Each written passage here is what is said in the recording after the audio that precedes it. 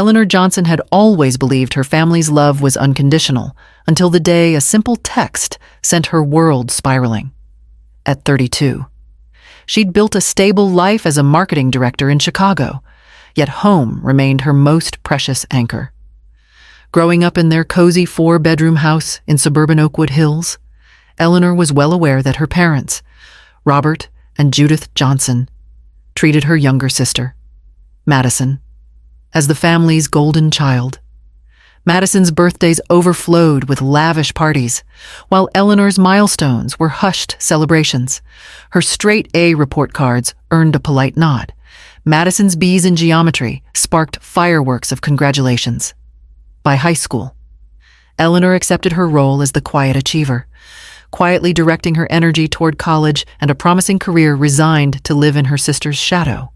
But Eleanor's sacrifice took on a different meaning when Robert and Judith nearly lost the house she'd grown up in, the very home her late grandparents, George and Helen Johnson, had left for them as a shared inheritance. Watching her parents struggle, Eleanor agreed to assume the $5,600 monthly mortgage, an amount she managed by postponing her own dreams of buying a condo and picking up weekend consulting work. For 2 years, she faithfully wrote that check. All while Madison and her husband, Spencer, drifted from one job to the next, expecting their own slice of security.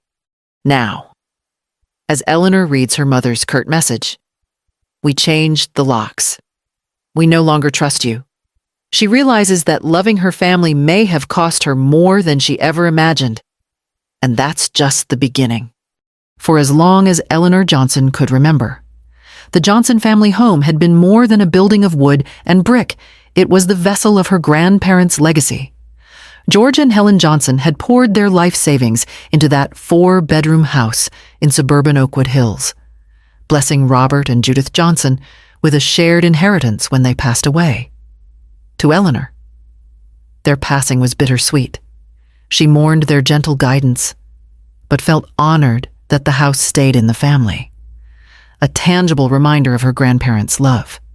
Yet, over time, maintaining that home revealed the harsh reality of her parents' financial mismanagement. In contrast to her younger sister Madison's dramatic spending sprees, courtesy of well-meaning bailouts from their parents, Eleanor had learned early on that she needed to stand on her own 2 feet. 3 years out of college, climbing the corporate ladder as a marketing director in Chicago, Eleanor still made the 40-minute drive every Sunday for family dinner.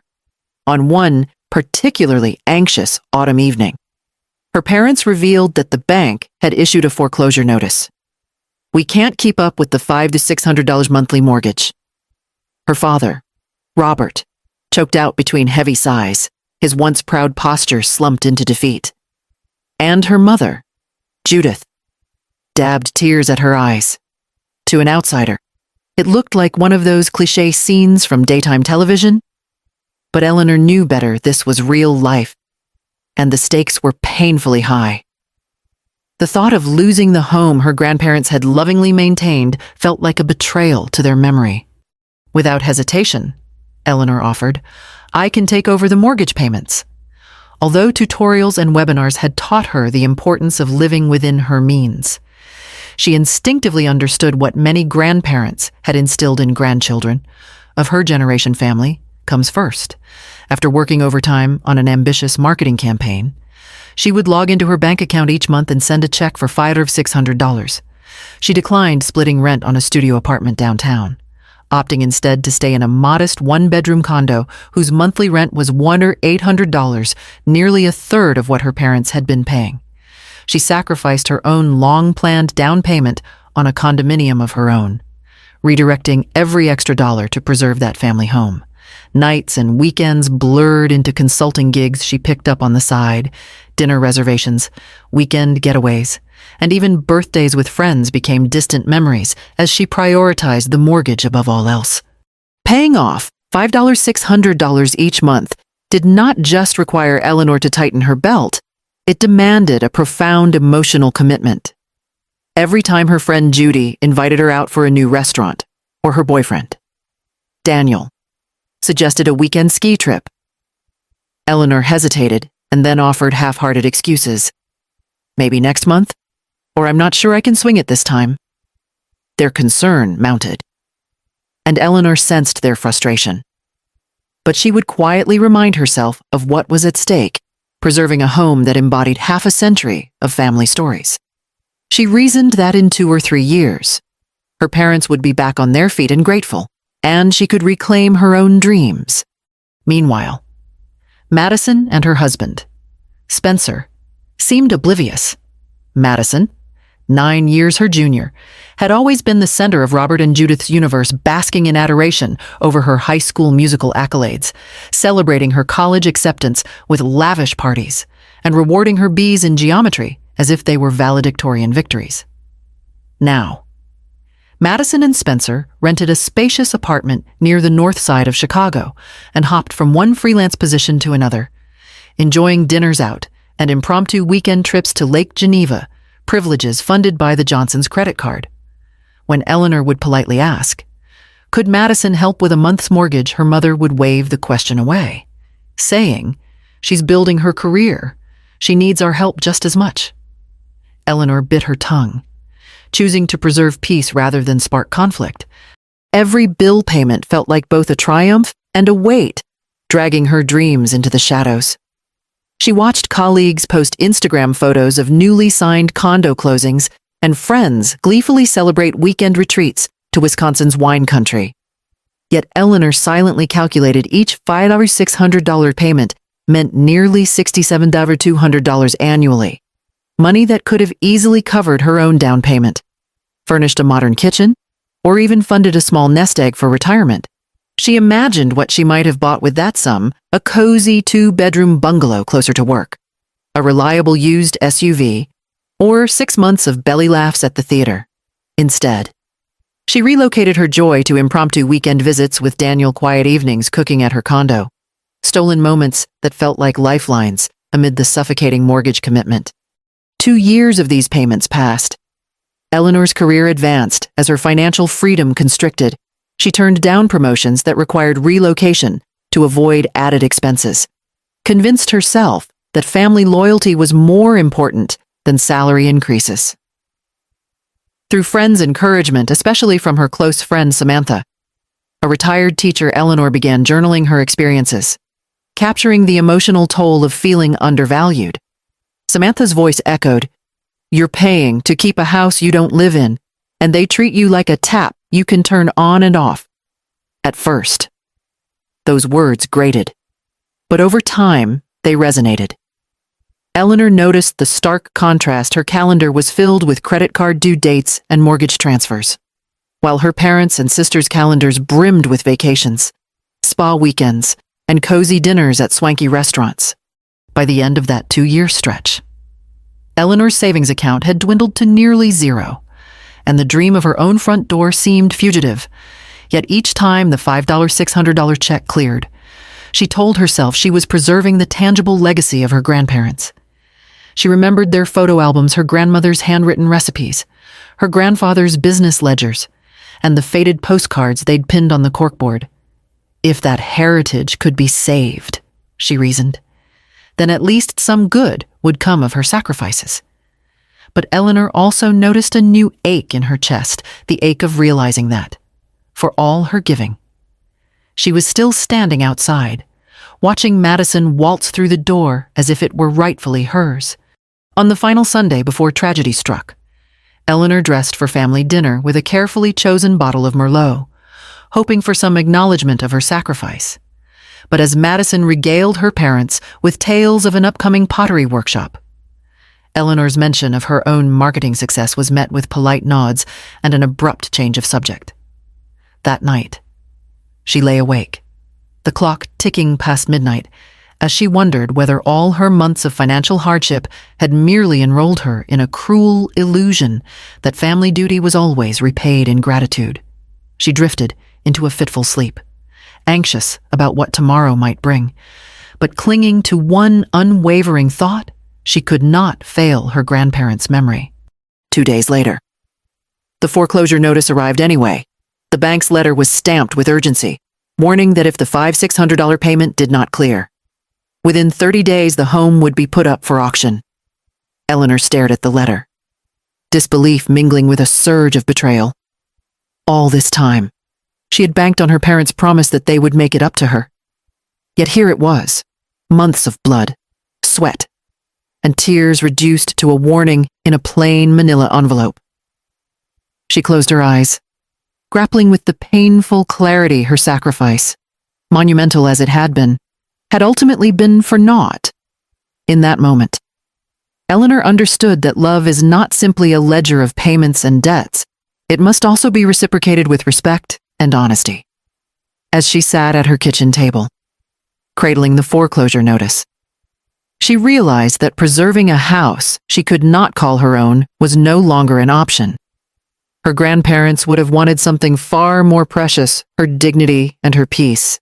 And so, in that defining moment, Eleanor resolved that the Johnson home's legacy, while invaluable, would no longer come at the expense of her future. With trembling hands, she began drafting an email to the bank she would cancel the next $500 to $600 transfer. The decision felt like shattering a crystal vase, painful, irreversible, yet necessary.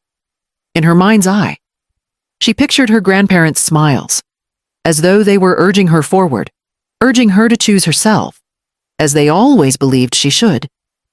Empowered by that thought, Eleanor placed her dignity above the house's steep price, setting the stage for the unexpected freedom that lay ahead. Eleanor had begun to notice small but telling shifts in the Johnson household's atmosphere.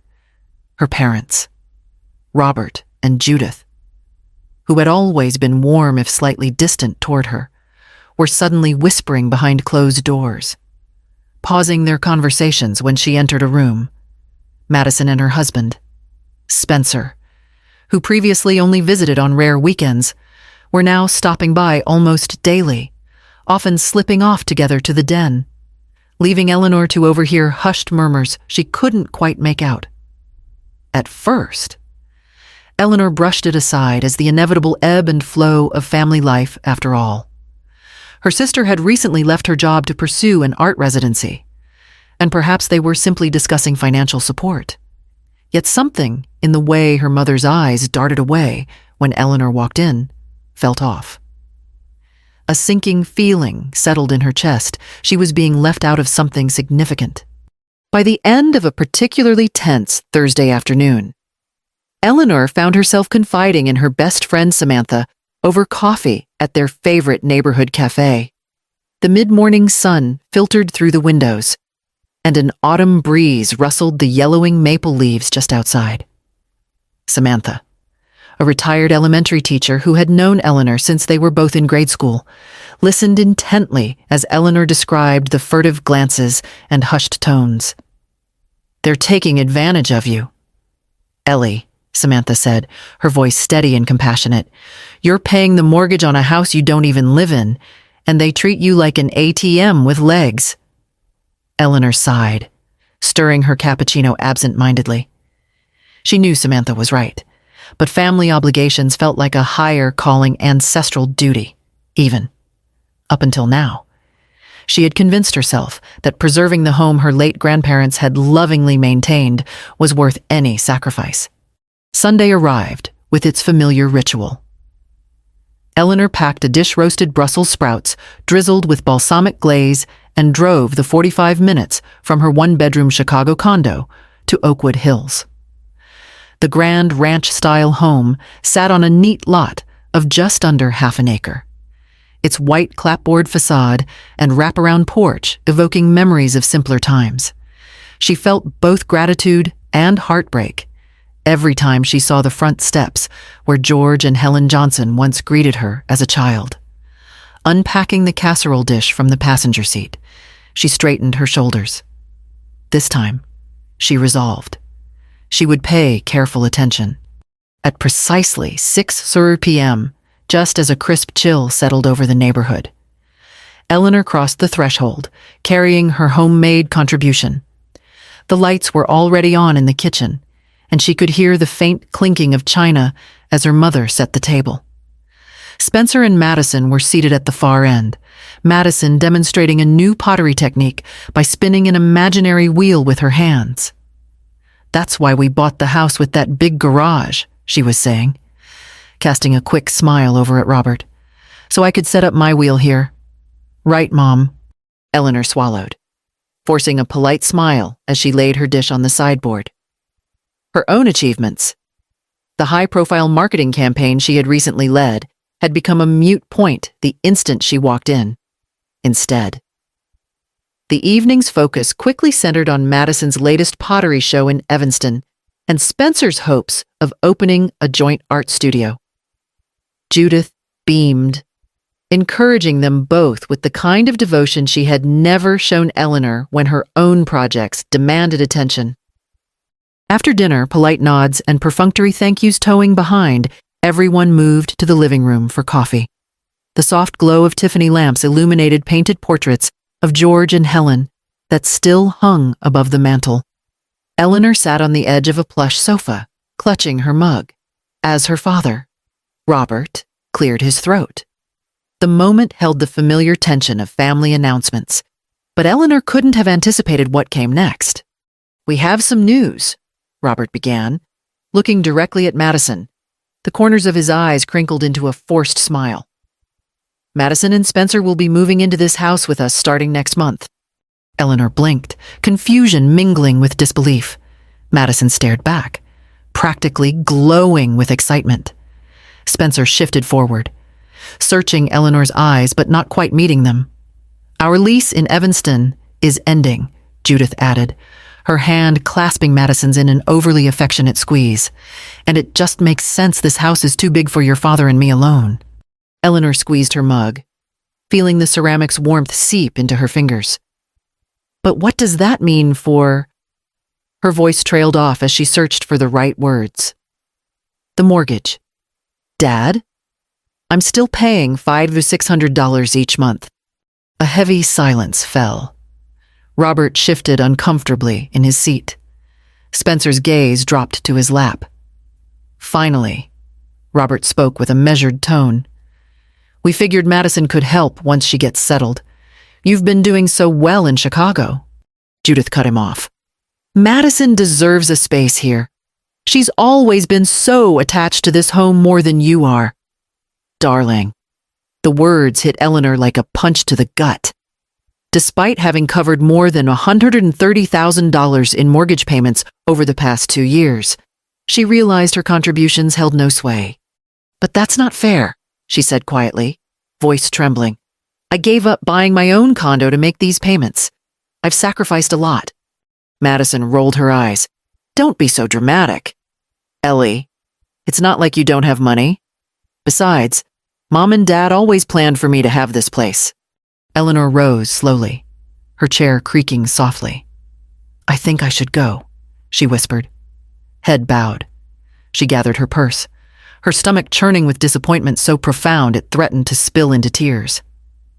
"Enjoy your pottery studio," she added, her voice barely audible. "Typical," Madison muttered, the disdain ringing clear.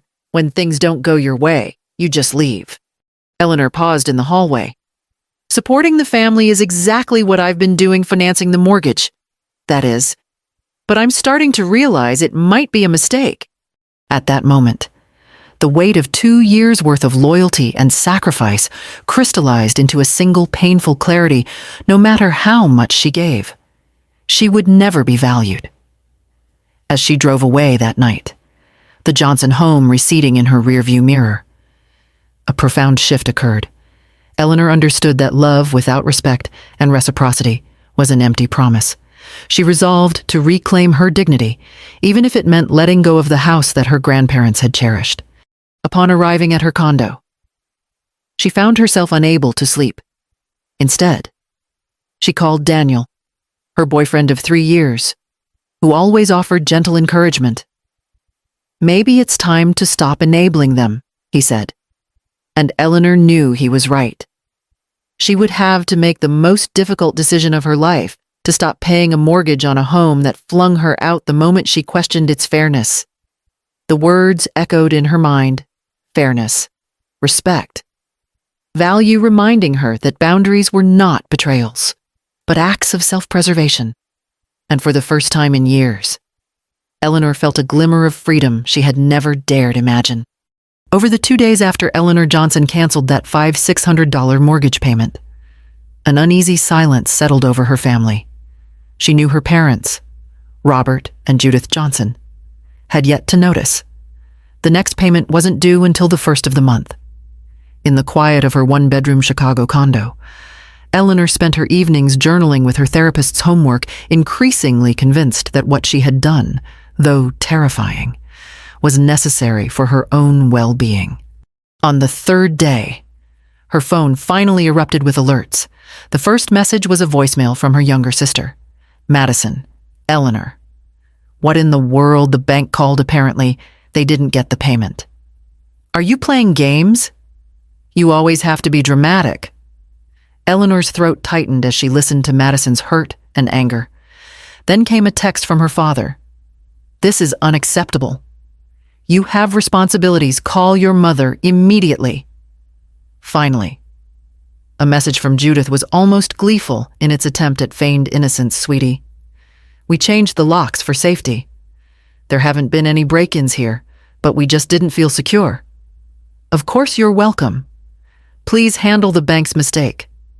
Eleanor scrolled through the message, feeling a bitter laugh rise in her chest. Safety. She knew there had been no neighborhood incidents. She knew exactly why they had changed the locks. Over the next few days, her phone brimmed with frantic calls, accusatory texts, and poorly disguised guilt trips. Madison prattled on group chats that they were worried about Eleanor's mental health, while her father insisted that she was abandoning her family by refusing to continue payments. Extended relatives Wade and Aunt Martha lectured her about never abandoning elderly parents, and Cousin Thomas demanded, "Family helps family, why are you so stingy?" One bright spot was Aunt Catherine, her dad's sister, who messaged privately. Something isn't right. Call me. In the middle of the barrage, Eleanor found herself waking at 3:20 a.m., heart racing, stomach churning. She lost 5 pounds in a week, and even her once reliable focus at work faltered.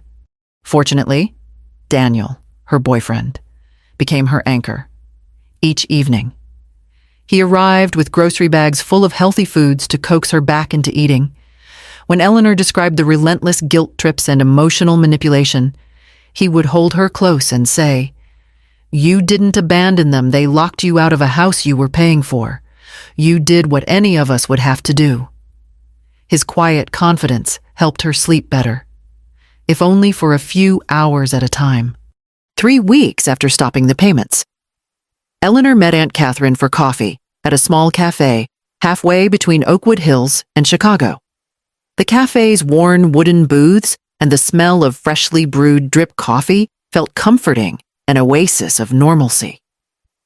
Catherine listened intently as Eleanor recounted the locked doors, the text messages, and the painful realization that her contributions had counted for nothing. Sipping her latte, Catherine finally spoke. Eleanor, I've heard some of their side. Madison has been telling Mom and Dad that you're jealous of her, that you made offhanded comments about taking the house away. It's a lie. But Madison and Spencer are strapped for cash. They saw an opportunity, and they used it. Eleanor stared at her aunt, her hands trembling around the warm mug. So they weren't planning to help at all. They wanted me out, she whispered. Catherine nodded sadly. Yes. They thought you'd never pull the trigger to stop paying. That afternoon, Eleanor also received the bank's first formal notice about the missed payment care of the Johnson house. Judith forwarded it with a single line. Fix this, please. The arrogance of the request ignited a spark of anger. She refused to go back, knowing that any attempt to fix this would only invite more manipulation. In the days that followed, Julie, her therapist, helped her see that setting these boundaries, however painful, was essential. You've been cast as the provider without receiving respect or reciprocity, Julie said. It's time to protect yourself. Encouraged. Eleanor scheduled a consultation with family law attorney Amanda Chen. Amanda reviewed the correspondence and bank statements, pointing out that Eleanor had no legal obligation to continue payments. The mortgage is in your parents' names, not yours. Your payments were voluntary. Legally, they have no claim against you. Armed with that certainty, Eleanor felt a cautious relief bloom inside her. Meanwhile, her parents' panic deepened. Rumor reached Eleanor through Catherine that Robert had tried to access her online banking, triggering a fraud alert. They're desperate, Catherine warned. Mom even asked cousin Mark to talk some sense into you. You know how pushy he can be. On Amanda's advice, Eleanor blocked most family numbers, sparing only Catherine's. Then came the bank's second notice, a formal default warning addressed to the family home, giving them 60 days to catch up. Catherine phoned with grim news. Dad is convinced you'll cave. Mom is in tears. Madison and Spencer tried to get a mortgage but were rejected because of bad credit. A small part of Eleanor felt vindicated. The reality they'd avoided was finally catching up. Yet she also felt a pang of sadness at the thought of the home she had fought so hard to preserve, now slipping away. Her phone buzzed with a frantic voicemail from Judith, pleading for forgiveness and asking her to come back. We're willing to discuss anything. Just call us. Eleanor set her phone aside. Breathing deeply, she returned to Amanda's earlier advice.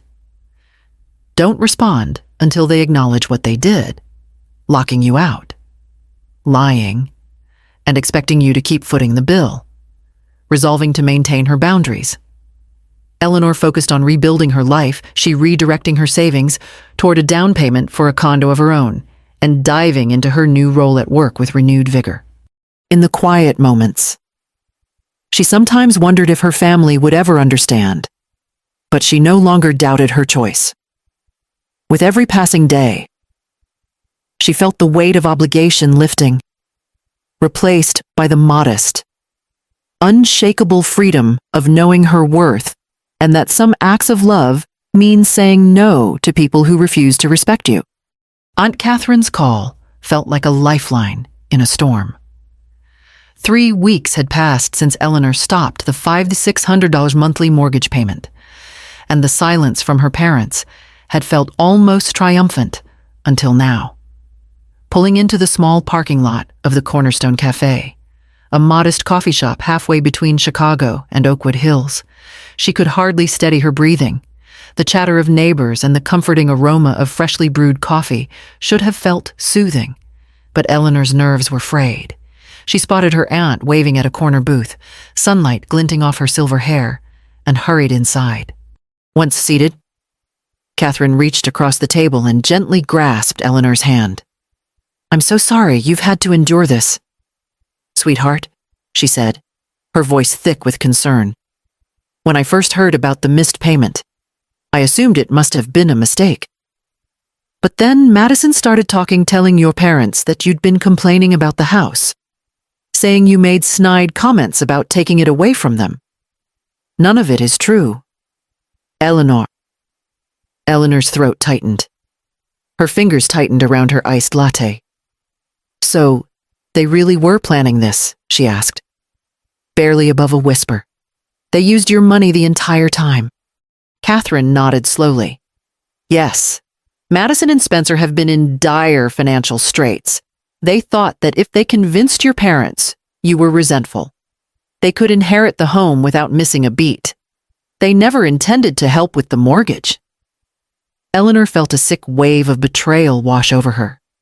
2 years of laboring forsaking her own condo dreams, picking up weekend consulting gigs, tightening her own budget to the point of near deprivation, and all those late nights had been bankrolling her sister's plan to edge her out. Her eyes stung as she fought back tears. I gave up so much. Catherine, she said. And for what? They never appreciated it. Her aunt reached over and squeezed her hand. I know. Darling. But you did what was right. You saved the home when your parents couldn't. They just lacked the courage or character to acknowledge you. They're desperate now. But that doesn't excuse their actions. In the corner of her eye, Eleanor saw a mother and daughter at the next table laughing together, an everyday image of warmth she felt had been stolen from her. Taking a deep breath, she lifted her chin. "I'm done feeling guilty," she said. They had a chance to make this right. That evening, Eleanor sat by her therapist, Dr. Emily Watson's fireplace-like office, the soft glow of a single lamp illuminating the room. "You're being subjected to a classic pattern of family manipulation," Dr. Watson said kindly, leaning forward. "You stepped into the role of provider without receiving respect or reciprocity. It's natural to feel hurt and anxious, but you're also discovering boundaries you never realized you needed." Eleanor nodded, pressing her palms to her temples as if to block out the ringing of her phone from earlier text after text from her parents' accusations. Pleas, thinly veiled threats. "I can't keep reacting to every guilt-laden message," she confessed. "It's all about shaming me into paying." Dr. Watson offered a reassuring smile. "That's correct. They're trying to weaponize your empathy and history of sacrifice. But you have rights, if you want. The next step could be to consult an attorney just to see where you stand legally." That suggestion struck Eleanor like cold water. She had suspected it already, but hearing it confirmed made her heart both sink and swell. She realized that while her parents and sister had lost any moral high ground, she could fortify herself with legal clarity. The next morning, she called family law attorney Amanda Chen's office. Amanda's calm, professional voice on the phone promised hope. "Based on what you described, voluntary payments in your name to a mortgage that's not under your name, you have no obligation to continue. However, it's important to document everything: bank statements, text messages, and any written acknowledgments from your parents." Eleanor spent the next day printing out 2 years' worth of bank records, compiling text exchanges that explicitly showed her father saying, "We appreciate your help, we'll make it up to you," and her mother's repeated assurances. By the end of the afternoon, she had a neat stack of paper that felt like armor. When she met with Amanda in her law office later that week, the attorney scanned the documents and nodded authoritatively. "Your case is solid.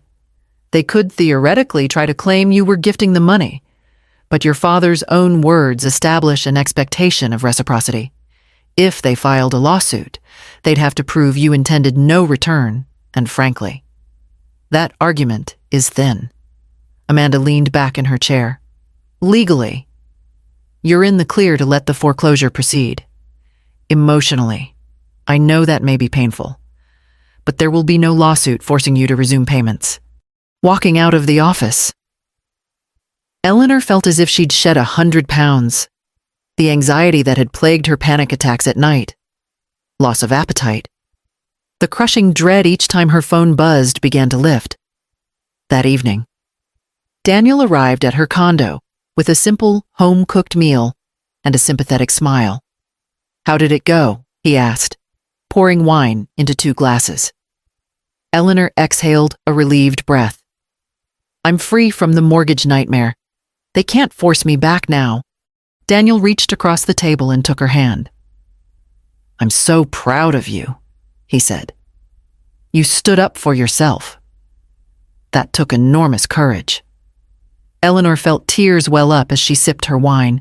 For the first time in weeks, she allowed herself to relax into the moment her boyfriend's steady presence. The aroma of roasted chicken and green beans, the soft hum of traffic outside. She realized that her grief, while still raw, was balanced now by unexpected gratitude. She was reclaiming her own life. Over the next several weeks, word of the bank's default notice spread among extended family, primarily through Catherine's weekly updates. "Your parents are in panic mode," Catherine told her on their next phone call. "They tried to apply for a modification, but with their credit and income, it's virtually impossible. Madison and Spencer's credit is terrible. No one will lend to them." A small, bittersweet sense of justice flickered inside Eleanor. Yet she also felt sadness at the memory of Sunday dinners filled with her grandparents' framed photographs, the bay windows that once threw warm light across her childhood living room. She allowed herself a moment of mourning for what had been lost, not because she thought she could still have it, but because she needed to acknowledge its emotional weight. Meanwhile, Daniel and Eleanor began house hunting in earnest. Freed from the burden of writing a $500 to $600 check each month, Eleanor redirected her savings toward a down payment on her own home. They visited dozens of 3-bedroom craftsman bungalows in neighborhoods with tree-lined streets. Imagining the possibilities, a small home office where she could consolidate her weekend consulting work, a cozy backyard patio for Saturday morning coffee, even a future nursery. Each viewing felt like a tangible step away from the pain of her parents' betrayal and toward the promise of a life built on mutual respect. Email from her mother arrived one day, tentative and apologetic. Dear Ellie, I'm writing not expecting a reply. I understand if you need more time. I'm sorry for how we treated you. We never realized how our words would cut so deep. I hope one day we can talk again. Eleanor read it twice, feeling a spectrum of emotions from guarded relief to wariness. She saved the message but did not respond immediately, recognizing that forgiveness would have to be earned over time, if at all. At work, Eleanor's performance soared, with the weight of her parents' mortgage off her shoulders. She approached clients and campaigns with renewed vigor. Her boss called her into his office one Friday afternoon. We've been impressed with your leadership on the downtown revitalization project. We'd like to create a new director position for you, Director of Digital Strategy, and offer you a 20% salary increase. Eleanor felt a surge of pride. This was a victory that required no compromise of her dignity recognition, based solely on her merit. That evening, she and Daniel sat on the terrace of her condo, watching the sunset over Lake Michigan. He raised his glass of wine to her. Here's to you, Ellie, to choosing yourself and finally getting what you deserve. She clinked her glass with his, a gentle smile curving her lips. In that moment, she understood that freedom sometimes required painful choices, but it also paved the way for a future built on her own terms. For 2 years, she had given everything to preserve a house that no longer belonged to her. Now, as she gazed across the water and felt the cool breeze on her face, she realized that the greatest gift she could have given herself was the permission to let go. The morning began like any other. Eleanor roused herself, showered, and prepared for another day at the marketing firm. She had just finished choosing a navy blue blouse to pair with her charcoal gray skirt when her phone chimed with a text from her mother. Judith.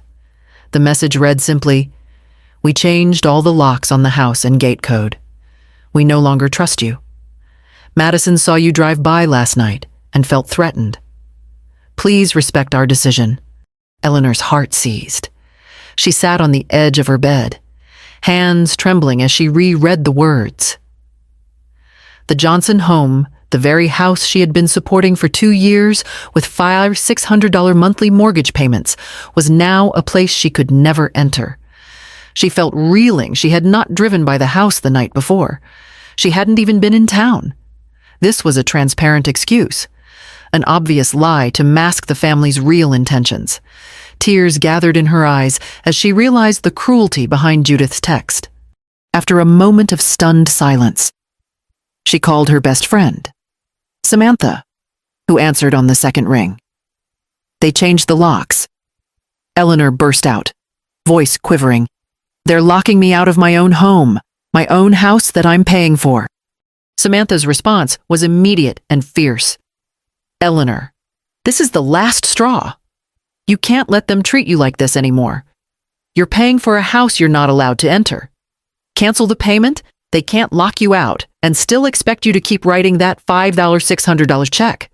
Eleanor put the phone on speaker and rested it against her dresser mirror. She closed her eyes, taking in Samantha's words. Legally, There was no dispute the mortgage was in Robert and Judith Johnson's names, not hers. She'd been making voluntary payments out of a sense of family duty. But continuing to pay for a home that had been stolen from her felt unconscionable. She wondered, for a fleeting second, what it would mean if the bank began foreclosure proceedings. Yet that thought was quickly eclipsed by another. There was nothing left to lose. With hands still shaking, she logged into her online banking account. Navigating to the scheduled transfers section, she located the recurring payment to the Johnsons' mortgage, $600 per month. Her finger hovered over the cancel button. Every late night she'd spent moonlighting on freelance consulting. Every weekend she'd sacrificed to save this home came rushing back. She thought of Madison and Spencer, who had been unable or unwilling to hold a steady job, yet now had the audacity to accuse her of jealousy and threats. Steeling herself, Eleanor clicked Cancel Scheduled Payment. A confirmation dialog appeared. Are you sure you want to cancel all future payments? This action cannot be undone. She took a breath, recalling Samantha's unwavering conviction. Yes. Moments later, the screen displayed. Your scheduled payment has been canceled. A surge of conflicting emotions swept through her: relief and guilt, fear and a surprising spark of liberation. She composed an email to the mortgage company. Dear Sir or Madam, I am writing to confirm the cancellation of all future payments on the mortgage loan for 123 Oakwood Drive. I am not a co-owner of this property and will no longer be making payments. Please let me know if you require any additional information. Sincerely, Eleanor Johnson. She hit send and closed her laptop. Her heart pounded as she stared at the blank wall beside her bed. In all her 32 years, she had never felt so unmoored, and yet, in this moment of finality, a strange calm settled over her. She sent a quick text to her manager, claiming she woke up feeling ill and could not make it into the office. Then, sinking into her bed in the mid-morning light, she wept for the years of unacknowledged sacrifice, but also felt the first real sense of self-respect she'd known. For the next 48 hours, the household of Robert and Judith remained silent. No phone calls, no texts, not even a reluctant apology. It was as if they assumed she, too, would fall silent, never daring to challenge their authority. Meanwhile, Eleanor spent those days oscillating between guilt and quiet exhilaration. She scheduled an appointment with her therapist, Dr. Emily Watson, seeking reassurance that her decision had been the right one. When she finally sat with Dr. Watson in the softly lit office plush armchairs, gentle classical music in the background, she felt a mixture of shame and determination. I know they'll suffer if the mortgage goes into default, she began, voice barely above a whisper. But I can't continue paying for a place that isn't mine to enter. Dr. Watson offered a gentle nod. Eleanor, by canceling those payments, you reclaimed your dignity. You've spent years pouring your resources into a home that refused to acknowledge your worth. It's not cruel to set boundaries with people who exploit you. Over the following days, as the bank's first formal notice of non-payment arrived at the Johnson residence, Eleanor remained resolute. Samantha continued to check in daily, urging her to focus on self-care, take long walks along the lakefront, revisit her favorite jazz club, and sleep without the weight of that financial burden. Daniel, her boyfriend, brought home nourishing meals and held her during anxious late-night moments, though the reality of potential foreclosure still glimmered at the edges of her mind. Eleanor felt empowered in a way she never had before. She understood that love and loyalty did not demand self-immolation, they required mutual respect. In reclaiming her identity and refusing to be treated as nothing more than a source of funding, she learned that sometimes protecting one's peace means making the hardest decisions first, by choosing herself. Eleanor had not only dismantled the Johnson scheme, but had also embarked on a path toward genuine freedom, one defined by boundaries. self-worth, and the promise of a life lived on her own terms. Eleanor now wakes each morning in her own 3-bedroom craftsman bungalow in Evanston, marveling at how far she's come since the day she canceled that $600 mortgage payment. 3 months have passed since she and her fiancé, Daniel, moved in together. Their modest yard, framed by maples and birch trees, echoes the warmth of her grandparents' old home, though this one is truly hers. At work, Eleanor has been promoted to Director of Digital Marketing Strategy, exceeding even her loftiest ambitions. Gone are the days of dwindling savings. She built a 20% down payment in 6 months by redirecting what once went to her parents' mortgage. Each paycheck now bolsters her retirement fund instead of propping up a family that never valued her sacrifice. On the family front, reconciliation remains tentative but hopeful.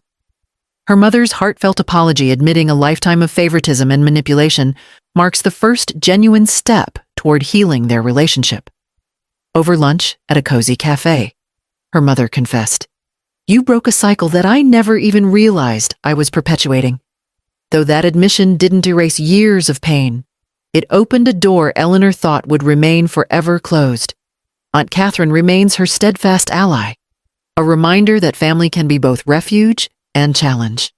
Most importantly, Eleanor has discovered that genuine love demands reciprocity. No longer compelled to set herself ablaze to keep others warm, she recognizes that healthy relationships require mutual respect. As she watches Daniel paint the living room walls one Sunday afternoon, she feels a profound sense of peace knowing that, for the first time in her life, she is cherished for who she is, not what she provides. Life often asks us to choose between duty and dignity.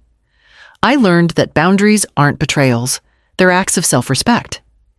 If you've ever put someone else's needs before your own, to your own detriment, share your story in the comments. How did you find the strength to stand up for yourself? If this resonates with you, hit like and subscribe for more stories about reclaiming your worth and building lives of mutual respect. Your journey matters. Let's walk it together.